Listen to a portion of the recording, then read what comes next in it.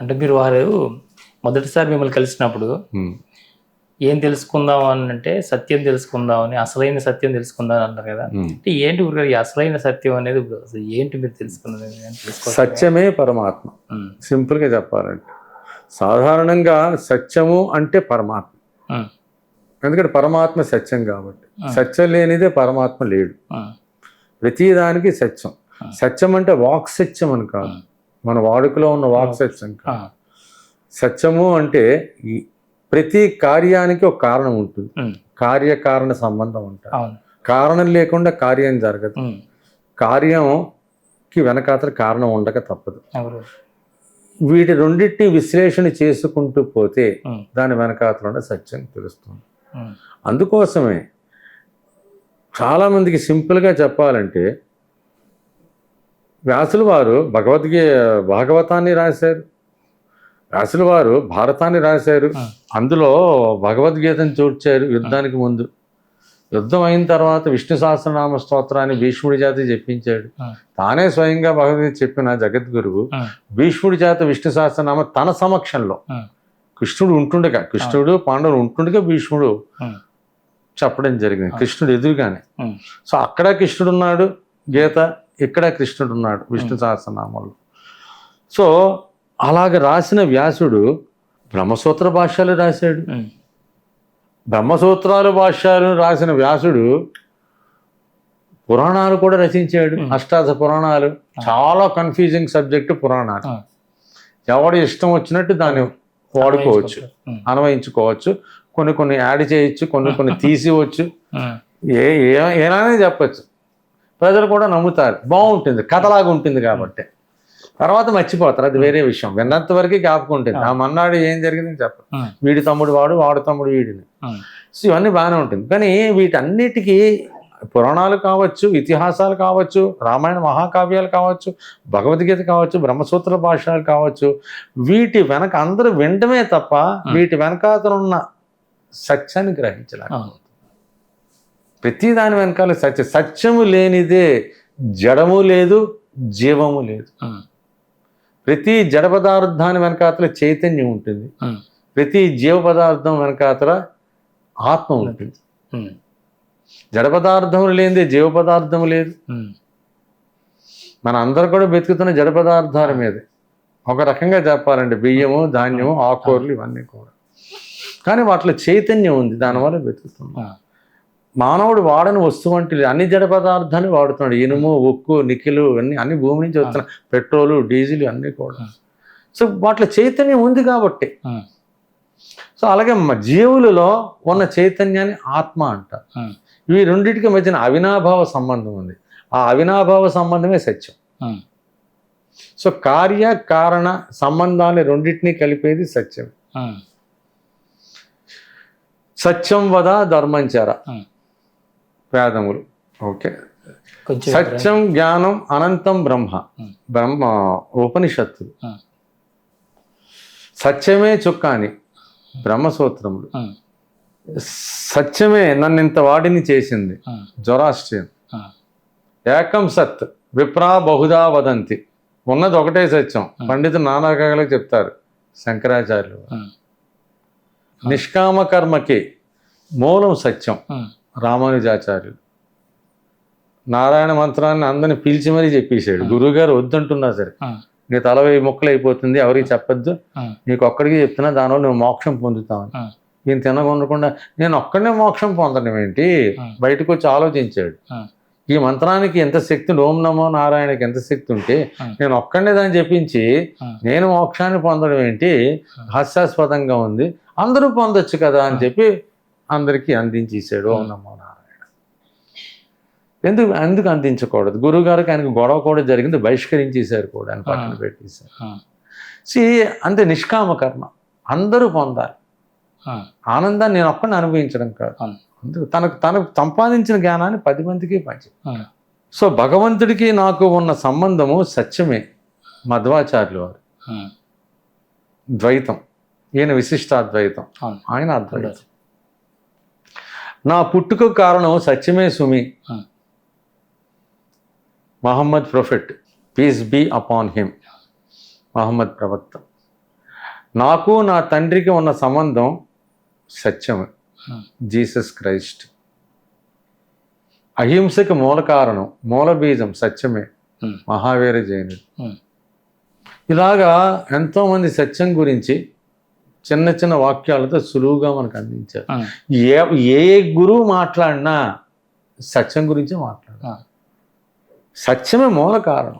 ఆత్మని, మనలో ఉన్న చైతన్య స్ఫూర్తి అయిన ఆత్మని అనుభూతి పొందాలి అంటే సత్యం ద్వారా మాత్రమే సాధ్యమవుతుంది.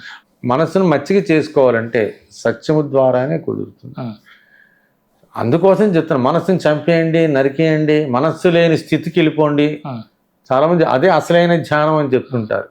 గురుదేవులు ఇదే అని అన్నారు. స్వామి మరి క్రియాయోగ దీక్ష చెప్తున్నారు, చాలామంది ధ్యాన యోగాలు ఉన్నారు, మనస్సును నొక్కిమంటున్నారు, పీకేయమంటున్నారు, చంపేయమంటున్నారు, మనస్సు లేని స్థితికి తీసుకురావాలంటున్నారు.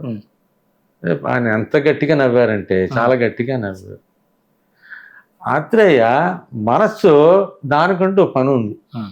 మనసు పని ఏమిటి? ఆలోచించడం. చంచలమైనది, చపలమైనది, ఎప్పుడు ఎలా ఉంటుందో తెలియదు, ఏం ఆలోచించి తెలియదు.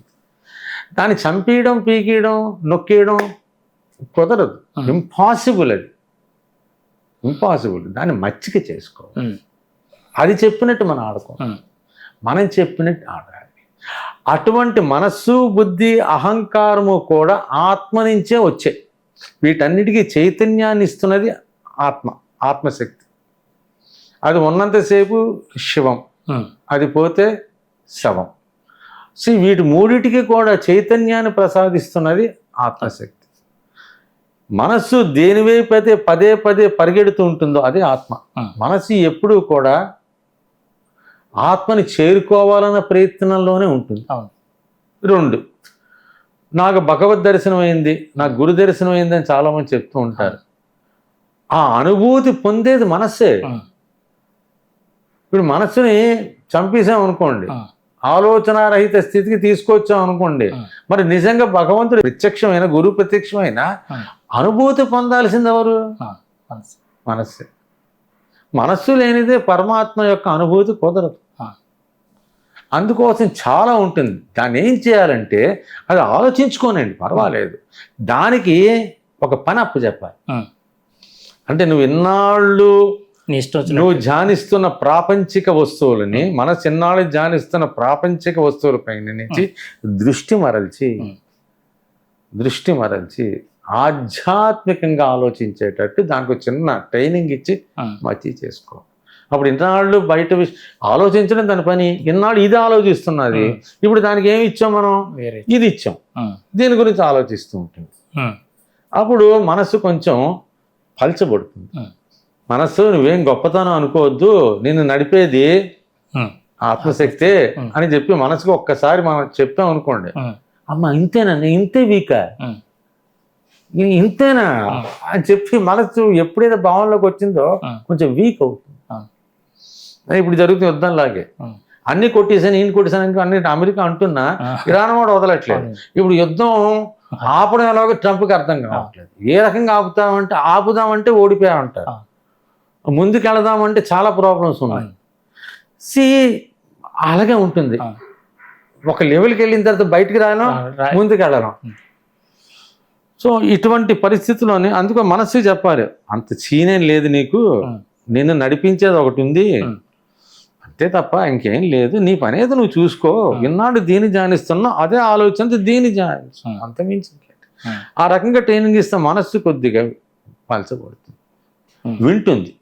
మనసు కూడా కోతి లాంటిదే, మరి దాన్ని ఆడిస్తున్నాడే లేదా కోతిని ఆడించేవాడు. అలాగే మనసును కూడా మనం ఆడించవచ్చు, మన అధీనంలో పెట్టుకోవచ్చు. దానికి జ్ఞానం కావాలి. జ్ఞానం అనేది అంటే సత్యాన్ని, ఏదైతే సత్యాన్ని తెలుసుకుంటుందో దాన్నే జ్ఞానం అంటారు. జ్ఞానం అంటే మామూలుగా వ్యవహారిక ఉన్న వాటిని తెలివితేటలు అంటారు. సత్యం తెలివితేటలు అది అందరికీ ఉన్నాయి, పనికొచ్చే ఉన్నాయి, పనికి రాని ఉన్నాయి, అన్ని రకాల తెలివితేటలు ఉన్నాయి. అందులో మానవుడికి ఇంకెక్కువ ఉన్నాయి. సో అన్నీ కావాలి వీడికి. సో ఇది జ్ఞానం. జ్ఞానం అంటే ఏంటంటే వెనకాతలున్న కారణం ఏమిటి, మూలం ఏమిటి, ఇలాగ ఆలోచించి ఏంటి జీవులు ఏంటి, చెట్లు ఏమిటి, చేమలు ఏంటి, పక్షులు ఏమిటి, ఎలా జరుగుతున్నాయి, ఎలాగ ఉన్నాయి, ఎక్కడి నుంచి వస్తున్నాయి, ఎలాగ అవి లీనం అవుతున్నాయి. ఇక పంచభూతాలు కనబట్టలేదు మనకి, కానీ అవి లేకుండా మనం బ్రతకలేము. కొన్ని కనబడుతున్నాయి, కొన్ని కనబట్టలేదు. ఒక్కకి దానికి ఒక శక్తి ఉంది. 5 పంచభూతాలకి 5 ఎన్నో శక్తులు ఉన్నాయి. వాటి వల్ల మనం బ్రతుకుతున్నాం. ఆక్సిజన్ గాలిలో కలిసిపోయి ఉంది. గాలి పీల్చుకొని ఆక్సిజన్ మాత్రమే తీసుకుంటుంది. ఊపిరితిత్తులో కార్బన్ డైఆక్సైడ్ బయటకు వస్తుంది. దానికి శక్తిని ఎవరిచ్చారు? లంగ్స్కి కేవలం ఆక్సిజన్ గ్రహించే శక్తిని ఎవరిచ్చారు? రక్తాన్ని శుద్ధిపరిచే శక్తిని ఎవరిచ్చారు? ఏ శక్తితో గుండె కొట్టుకుంటున్నారు? అదొక మిషనే. దాని వెనకాల శక్తి ఉంది. బ్యాటరీ ఏదో ఉండాలి కదా, మన బొమ్మకైనా బ్యాటరీ అయినా ఉండాలి. మరి ఏ బ్యాటరీ ఏమిటి? పుట్టిన దగ్గర నుంచి మరణించేదాకా గుండె కొట్టుకుంటూనే ఉంటుంది. దానికి శక్తి ఎవరు ఇచ్చారు? నిద్రపోవడానికి శక్తిని ఎవరు ఇచ్చారు? ఆహారం తిన్నదాన్ని అరిగించుకునే శక్తిని ఎవరు ఇచ్చారు? మైథునం, ప్రొడక్షన్, పిల్లల్ని పుట్టించే శక్తిని మానవుడు పుట్టిస్తున్నాడు. మానవుడే ఇంకో సృష్టి చేస్తున్నాడు. భగవంతుడు చేయడం కాదు, మానవుడే సృష్టి చేస్తున్నాడు ఒక రకంగా చెప్పాలంటే. మిగతా జంతువులకి ఓన్లీ ఈ 3 ఉంటాయి, నిద్ర, ఆహారం, మైథునం. కానీ మానవుడు ఈ 3 కాకుండా 1,00,000 ఉన్నాయి. ఇంత తెలివైన మానవుడు, ఒక్క మానవుడికి ఇంత తెలివితేటలు భగవంతుడు ఎందుకు ఇచ్చాడు? మానవుడు దాన్ని ఎలా వాడుకుంటున్నాడు? భగవంతుని పూర్తిగా అనుభూతి పొందాలి అంటే మానవుడు ఎందుకు పొందగలడు? జ్ఞానవంతుడైన మానవుడు ఎందుకు పొందగలడు? మిగతా జీవులు పొందుతున్నప్పుడు కూడా లిమిటెడ్గా పొందుతున్నాయి. వీడు సంపూర్ణంగా భగవంతుని పూర్తిగా పొందవచ్చు, కానీ అది మర్చిపోతున్నాడు. అది తప్ప అన్నీ చేస్తున్నాడు. వీటన్నిటి వెనకాతల ఉన్నది సత్యం. అది శాశ్వతమైనది, సనాతనమైనది, నిత్య నూతనమైనది, ఎప్పుడు ఉండేది, ఎల్లప్పుడూ ఉండేది, నాశనము లేనిది. ఇవన్నీ గుణాలు ఉన్నదే సత్యం. అది లేకుండే ప్రపంచమే లేదు. అదే సత్యం, అదే పరమాత్మ.